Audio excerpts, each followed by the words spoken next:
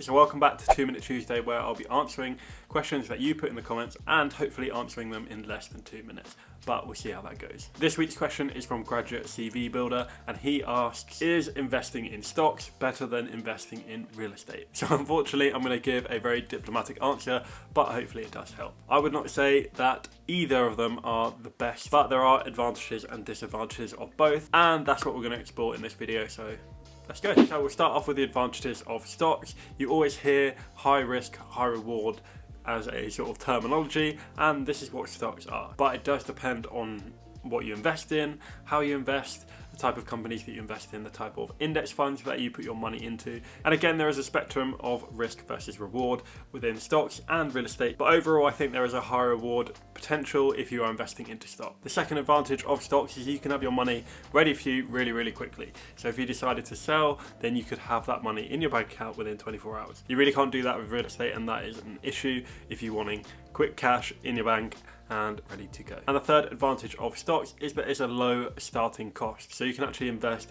from a minimum of £1. If you want to use my link to Trainee 212, then you can sign up using that and start with just £1. So the link will be in the description. And swiftly moving on to the advantages of real estate. So as I was talking about risk and reward earlier, I believe that real estate is less risky than investing in the stock market, because it's less volatile in general. Obviously, there are certain cases where it can be worse, and if you don't do your research and due diligence in any investment, then that's your own fault, and that could backfire. And the great thing about real estate is that if it does all go wrong and you had this property as an investment, you can actually just live in that place. So at least you've got a place to live if you can continue paying the mortgage, of course. And another great advantage of real estate is the passive income. So a lot of people talk about passive income on YouTube and online, and you probably get those ads before this video. But seriously, if you are looking to rent out a place and you get the right tenant, it can be a great source of passive income. Hello, editing Euan here.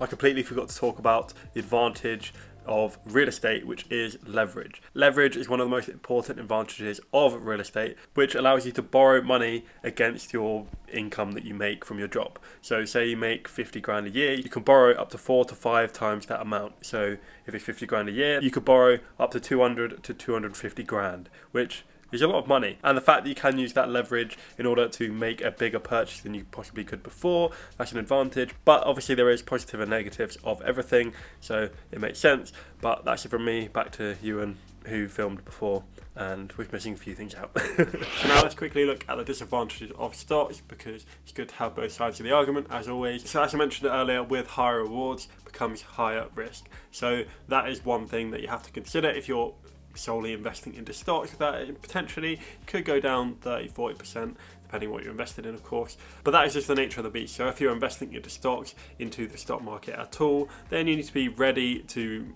see the ups and downs, and you need to be ready to investing for a long period of time. So minimum 5 years, and hopefully longer than that, because then that gives you more time to use that power of compounding, which we all know and love.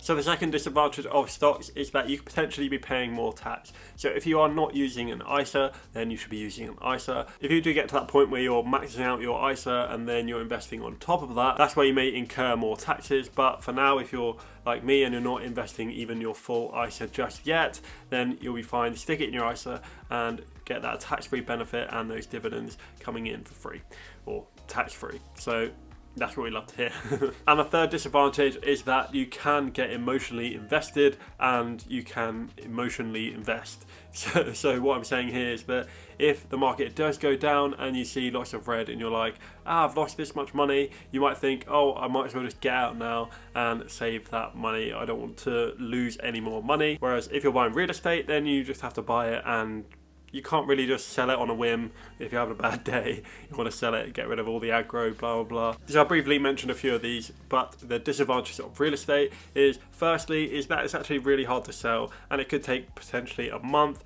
if not longer, to get your money out. So if you need that money desperately, you're decided to move abroad, then you might have to wait, and it could be a bit difficult, blah, blah, blah. And on the other end, when you're actually starting up, it does require more capital. It requires more resources in order to get started. So firstly, you have your deposit, where it could be anywhere from 5% all the way up to 100% if you wanted of your property price. So that is that's a lot of money, and you just don't have that in your bank account. And if you do, then while you're watching this video, you're probably making more money than me. And yeah, anyway. So personally, that is a big downside, because it means you can't get in it as easily as you can with stocks. And when you do get into it, there's a lot more work. There's a lot more shadmin, which is what I like to call it, because you have to find tenants, you have to agree contracts, you have to do all of this stuff, whereas there's a lot less friction when you're buying stocks.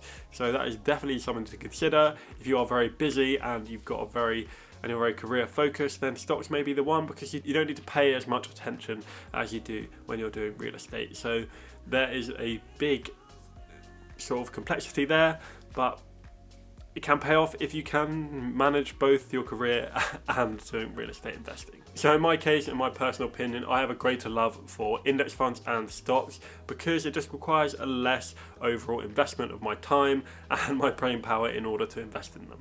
And this just gives me more time to focus on the things that I like doing, which is my job, video editing, making videos for you, exercising, all of this stuff, without having to worry about if a tenant has broken their toilet and you need to replace the toilet, blah, blah, blah. There will be a time and a place for that, and I'm not saying that real estate is bad, but for me right now, it's not the option that I want to go with, and stocks are doing me well, and hopefully will do me well in the future. And when the time is right, real estate will be a really great tool for me, and physical real estate will be my option for diversification to spread my risk across a load of asset classes. But for now, I'm going to stick with REITs, which is real estate investment trusts, and that allows you to sort of invest through the stock market into sort of an index fund that is real estate based rather than a company based. So maybe that could be an option for you. But anyway, that's it from me, and I hope you've enjoyed this video. I'm not a millionaire, but I'm trying to help you become one. So peace.